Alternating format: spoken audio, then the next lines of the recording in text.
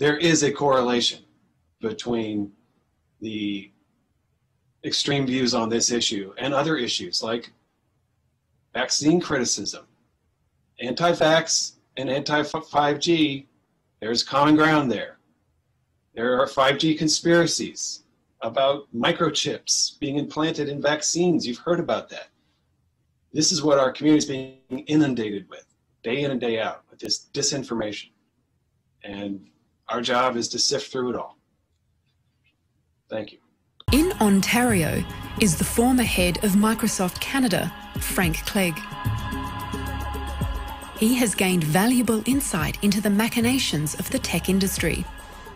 I've been in the technology industry all my career, and I've seen the tremendous benefits that technology can provide.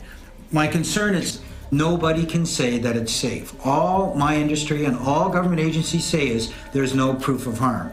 And to my mind, that's not the same as saying it's safe. Mr. Clegg points out the safety standard only protects people from thermal damage that can occur through overheating. But scientists have demonstrated that radiation-emitting devices can cause DNA damage without heating tissue. These are non-thermal effects. Unfortunately, the safety standards in North America and in Australia are based on this theory that's many decades old, that if tissue doesn't get heated, then it can't cause harm. And that's just out of date. And what the biologists tell us, and have shown in many, many experiments, and again, peer-reviewed published papers, that there is damage done at the DNA level, and from a biological standpoint, is non-thermal radiation can cause and does cause harm to humans.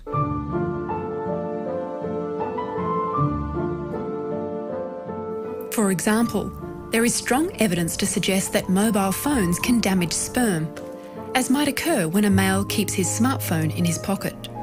If you take sperm from a healthy man and you put sperm in one test tube which gets no exposure to a mobile phone and the other gets exposure, the mobile phone exposed sperm die faster, have more damage to their mitochondrial DNA, which is the engine that makes the cell run. And studies around the world consistently find the heaviest cell phone users have the lowest sperm count. Those studies have not been considered recently in reviews, and there are new data emerging all the time. Mr. Chairman, thank you for having this hearing. We've heard from a lot of witnesses from you today and others previously about the very important potential of 5G technology. It promises to bring us a new era of connectivity with internet speeds as much as 5 times faster than what we have today, with much lower latency, and that's all a good thing. But 5G, as you well know, also uses higher frequency waves that don't travel as far and will rely on a network of hundreds of thousands, potentially millions of small cell sites. And the question then is, are there any health implications, any public safety implications to those additional sites that are likely to be located close to homes, schools, workplaces, and closer to the ground? Correct? Correct, Senator. Yes. So in December of 2018, I sent a letter to FCC Commissioner Carr asking him to cite for me recent scientific studies demonstrating the safety of this technology. What research has been done, where has it been published and compiled. He has essentially failed to do so, and just echo the general statements of the FDA, which shares regulatory responsibility for cell phones with the FCC. If you go to the FDA website, pretty unsatisfactory.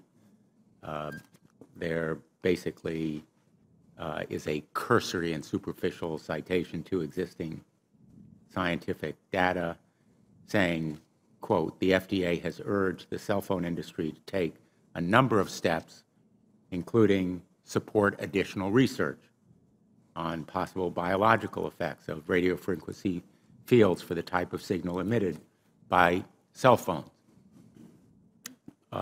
I believe that Americans deserve to know what the health effects are.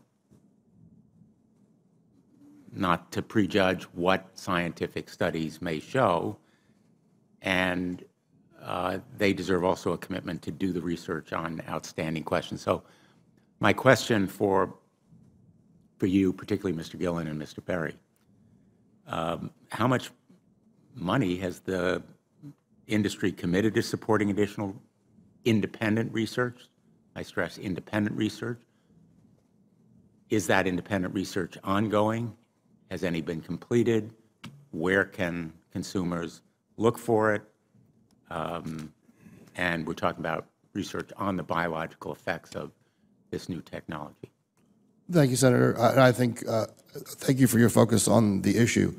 Safety is paramount, and as you alluded to, we rely on the expert agencies, we rely on the findings of the FDA and others as to the requirements to keep all of us safe. There are no industry-backed studies, to my knowledge right now. Happy to visit with you as to what opportunities you think there needs to be more studies, and we're always for more science. We also rely on what the scientists tell us. So essentially, the answer to my question, how much money? Zero. I can certainly follow up with you, Senator. To my knowledge, there's no active studies being backed by industry today.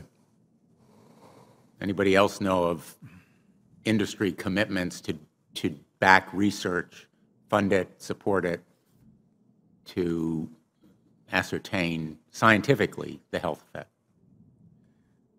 Senator, I'm not aware either, but I do know that with small cells especially, you're going to have lower power levels. And of course, as from a carrier perspective, you want to be able to manage interference so that that interference is the lowest interference possible. So I would think that some of those studies or some of that information could be utilized in looking at the health consequences. But no, I'm not aware of any. So there really is no research ongoing. We're kind of flying blind here, so far as health and safety is concerned.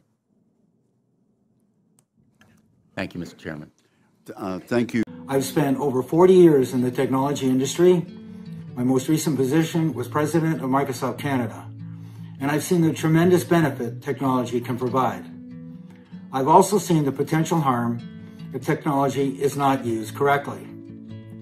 In my opinion, our current implementation of wireless technology is not safe, and I'm especially concerned with our plans for 5G. I don't make this statement lightly.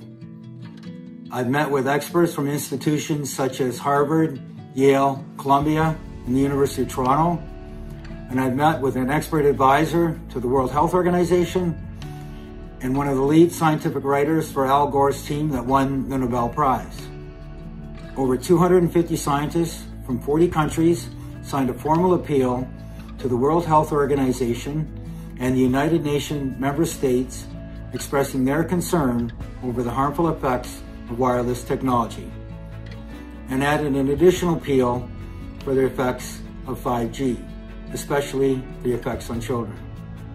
Hundreds of peer-reviewed scientific papers have been published demonstrating harm to humans and the environment. This evidence includes increase in cancer, sperm damage, reproductive harms, memory and learning deficits, especially in children, and damage to our DNA, nervous systems, and the cells in our bodies. Unfortunately, Health Canada and the FCC are stuck in the 1920 science that states tissue must be heated to be harmed. The last update from Health Canada of our safety guidelines was deeply flawed.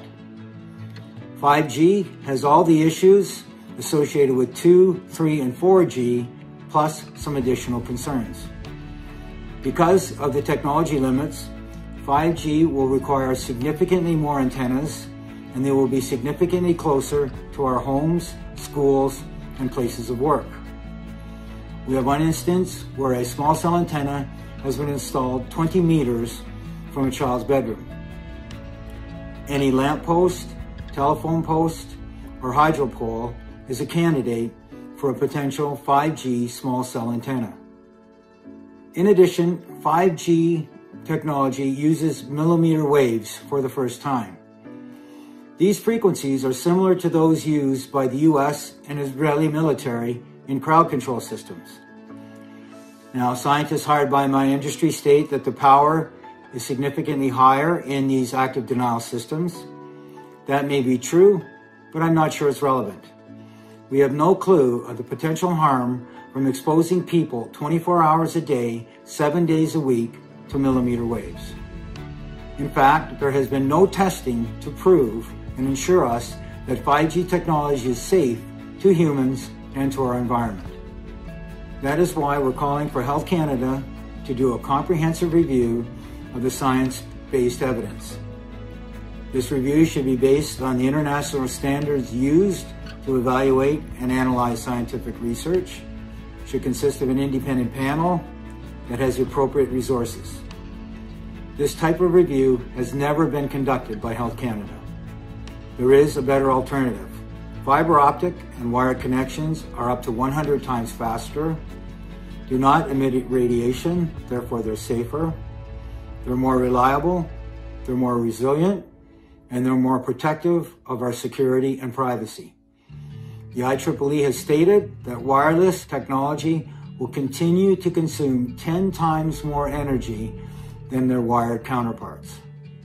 Our federal governments gain billions of dollars in revenue in spectrum auctions and ongoing licensing fees.